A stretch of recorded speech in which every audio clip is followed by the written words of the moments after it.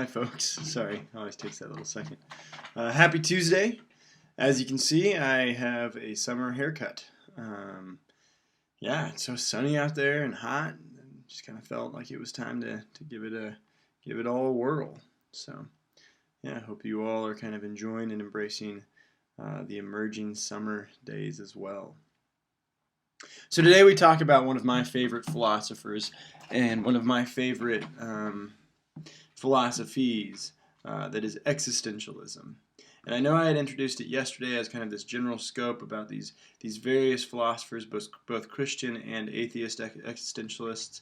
And today we are going to primarily focus, we are going to focus on an atheist existentialist named Jean-Paul Sartre. Before we do, however,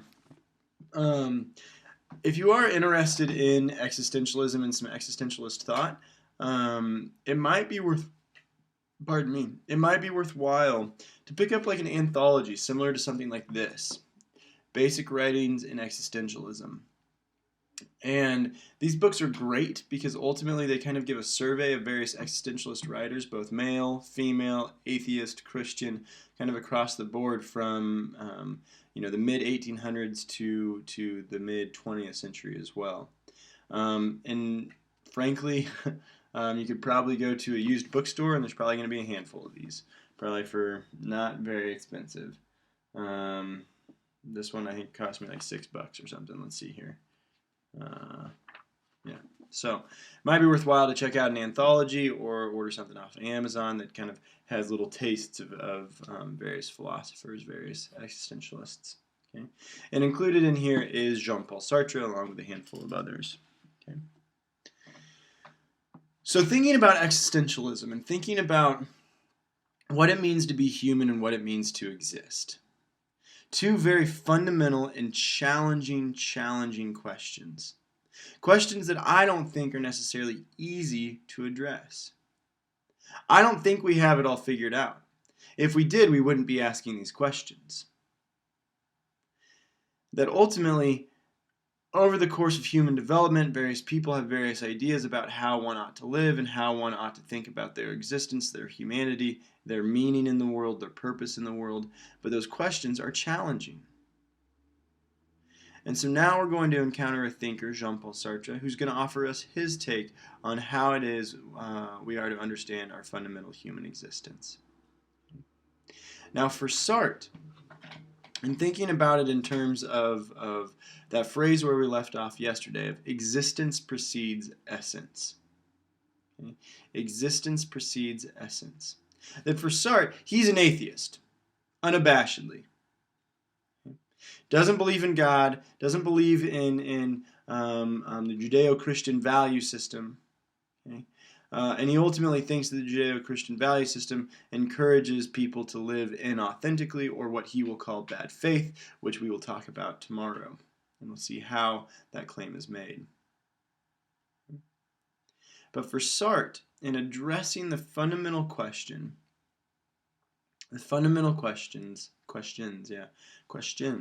of what it means to be human and what it means to exist. Okay? For Sartre, we start with two primary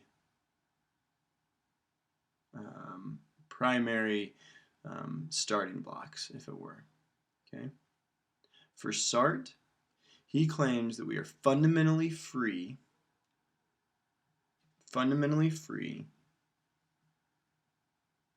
And what is it that we're free to do?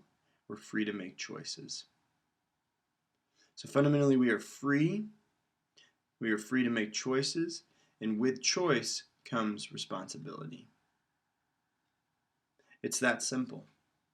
It's those words that Sartre really will hearken back to time and time again. Freedom and responsibility. What are we free to do? We're free to make choices, and what are we responsible to? Those choices that we make.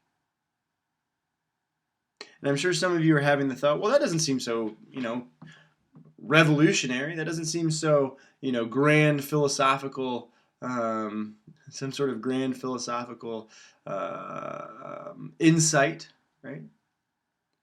Well, as we're going to unpack this today, the notion of Sartrean freedom, and when I say Sartrean, I'm referencing Sartre.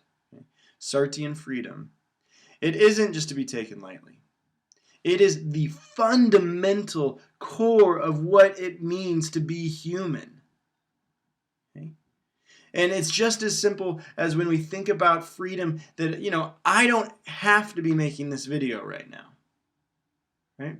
No one is forcing me to make this video. Sure, right? I was signed, I applied, I was accepted to do this job. And with that, I am taking on the responsibility. Right? But nevertheless, I still have the choice that I could stop right now and I could not do anything for the rest of the week for this class and ultimately just go on about my existence. Right? I'm going to be responsible for those consequences, but that doesn't negate choice. Okay? Does not negate choice. In live versions of this class, when I teach Sartre, I really like to give the example. Well, and it should be known that I don't have an attendance policy in my classes for a very Sartrean perspective. That ultimately, I believe it's one's choice to come to class. I believe it's one's choice not to come to class. But ultimately, they are responsible for that choice with which they make. Because ultimately, and it is correlative, those that choose to come to class routinely do better. Go figure. Okay? Moreover, when students near the end of the term that haven't been coming to class have chosen not to come to class, I'm not very sympathetic when it comes to maybe offering ways to make their grade up, because it was their choice and they are responsible for that choice. Okay? I give the example in class, though, that if we're working through the lecture and if a student, they have freedom, the true Sartrean sense of freedom, okay? And the true Sartrean sense of freedom, they could get up and they could leave in the middle of class. Sure, it might be disrespectful, it might be disruptive, but again, that doesn't negate choice. So you see at the top of your lecture notes for today that for Sartre, everything is a choice. Everything is a choice. And I think this is really challenging. I think this is really, really challenging. And when we deny or when we think we have no choice, that's when we live in what Sartre will call bad faith. Or, better yet, that's perhaps when we live inauthentically. We'll talk more about that tomorrow. For Sartre, everything is a choice. And where does choice stem? Choice stems from our fundamental human ability of being free. Okay? And again, not some sort of democratic sense of freedom, not some sort of sense of American Donald Trump freedom, right? Which is actually kind of scary. Pardon me if you're a Trump supporter, but anyway. Now I'm all distracted, sorry. But not kind of this like American idealism of freedom, right? But rather this notion of existential freedom. That really when we think about our power in the world, the power over ourselves, the power that we have to possess, to make ourselves better, to make the world better, that a lot of it is referential to our freedom. That I am free to make choices, but I am responsible for those choices that I make. Now, in the text, and I would really highly encourage you all to go read the text that I have assigned. It's called Existentialism is a Humanism, and it is kind of one of the primary texts in existentialism. It was actually a lecture that Sartre gave that was then transcribed into the little treatise that it now is. But it's pretty easy to read, all things considered, much more easier than Kant. That's very true. And as you kind of work through it, he writes in a pretty succinct and clear fashion. Okay? And kind of to set us up with this notion of freedom, I want to harken back to the notion of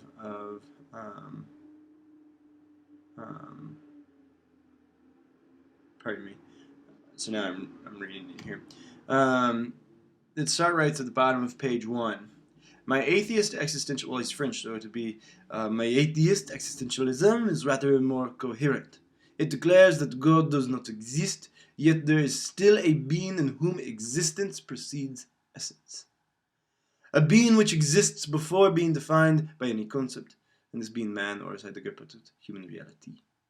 So in English and American, my atheist existentialism is more coherent, he writes. It declares that God does not exist, yet there is still a being in whom existence precedes essence.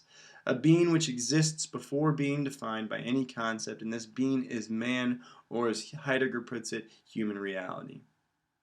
And what do we mean by saying existence precedes essence? We mean that, first of all, man exists, encounters himself and surges up in the world and defines himself afterwards. There is no human nature since there is no God to conceive of it.